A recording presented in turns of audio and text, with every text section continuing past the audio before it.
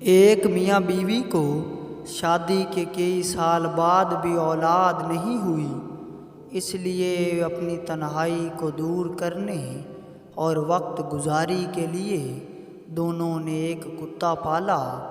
کچھ ہی عرصے میں دونوں کا کتے سے کافی جذباتی لگاؤ ہو گیا۔ وقت گزرتا گیا اور 7 سال بعد انہیں اللہ پاک نے ایک بیٹا دیا۔ گھر میں چاند سا بیٹا آنے کے بعد دونوں کی توجہ کتے کی طرف قدرے کم ہو گئی۔ ایک دن اپنے بیٹے کو گھر میں سوتا ہوا چھوڑ کے دونوں حویلی کے باغ میں ٹہلنے کے لیے گئے۔ باتوں باتوں میں وقت کا احساس ہی نہیں ہوا۔ جب گھر کی طرف لوٹے تو کتا گھر کی دہلیز پر کھڑا تھا اور منہ اور چہرہ خون آلودہ تھا۔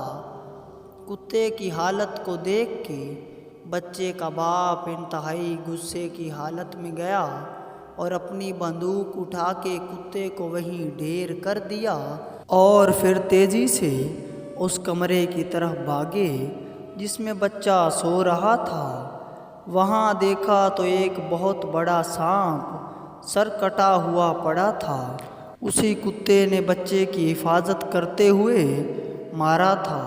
وہ دونوں باہر کی طرف بھاگے مگر تب تک کتا مر چکا تھا۔ جذبات اور جلد بازی میں کیے گئے فیصلے اکثر غلط ہوتے ہیں۔